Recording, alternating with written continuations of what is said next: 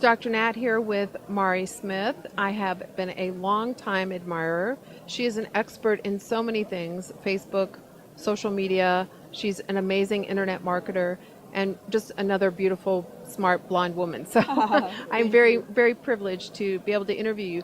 So I think what people would love to know from you, what's coming in 2013 around Facebook? What are you seeing?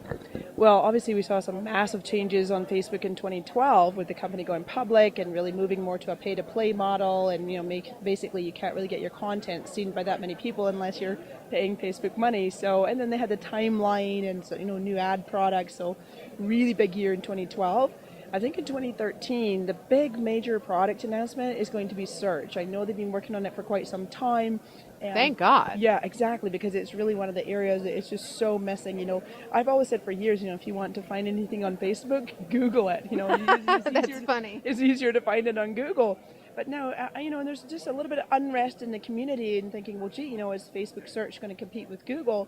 And it's absolutely not. There's room for both because, people go to Google to find a solution to a problem. They are typing in whatever problem they have and it's going to surface the best solutions depending on how well the SEO is. Whereas on Facebook, they're going to bring in the social graph. So I know that like Mark Zuckerberg was talking about, like let's say that you were in New York City and you want to find the best sushi restaurant that 6 of your friends have been to and their experience that they had and that they recommend it and why, So that's bringing in all the social graph element.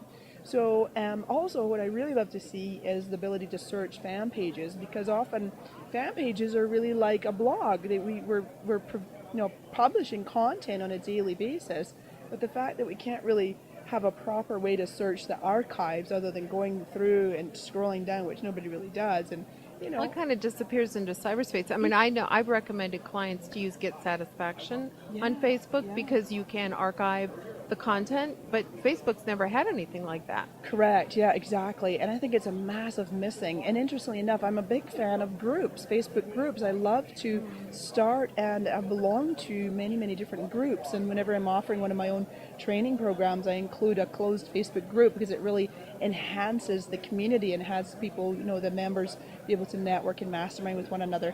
Now there is a search feature in there. You can search all the archives, you can search people's names, keywords, you can have the shared docs similar to Google Docs, so you could co-create a project together, things like that. So yeah, the Facebook groups is awesome, but search, it's going to be really, really big. I know the investors are actually quite excited about when Facebook search comes online. Of course, the other area too is mobile, and I think that there's continuing to be more and more demand for Facebook to really innovate when it comes to mobile. And right now, for example, the only ad products that can be seen in Facebook mobile newsfeed is the promoted posts or offers. So let's talk a little bit about EdgeRank. What I understand about EdgeRank is that if you're a big brand, about 3% of your content is actually seen because of the algorithm that basically is trying to help the brand by preventing what it looks like spam in a user's newsfeed. But on the other hand, your content's not really being seen. So for brands who are really trying to garner an audience and they're spending millions of dollars in creating content, that's a little bit sad to know that 3% of your content's being seen. It is definitely very frustrating. The number I heard was 16%, is an average of 16% of the fans will see the content unless you're going to pay to promote it.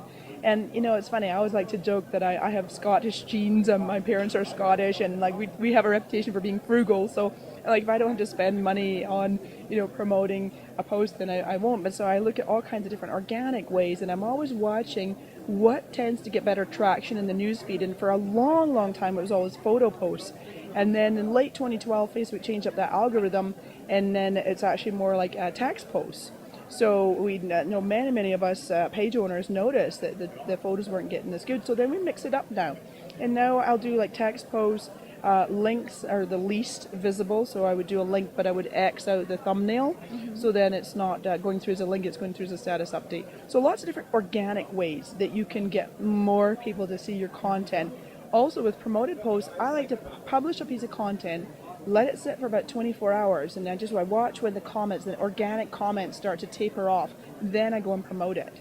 because in the Oh, that's very smart. yeah, because in the newsfeed it flags it as sponsored. On the mobile newsfeed and the desktop newsfeed it'll say sponsored.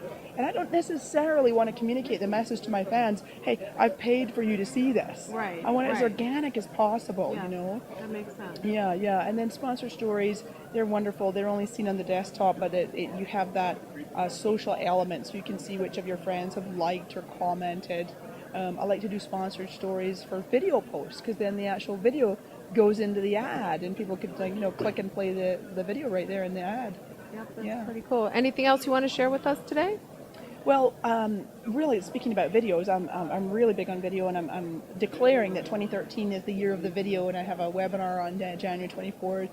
People can go back and watch the replay after that date, but really tremendous information teaching people about the basics of really creating terrific video content and getting it out there to serve, driving traffic and getting more customers, and what we call like really humanizing. One of the best ways to humanize a brand and a business is to do more video, and people can really connect and relate with you through that medium.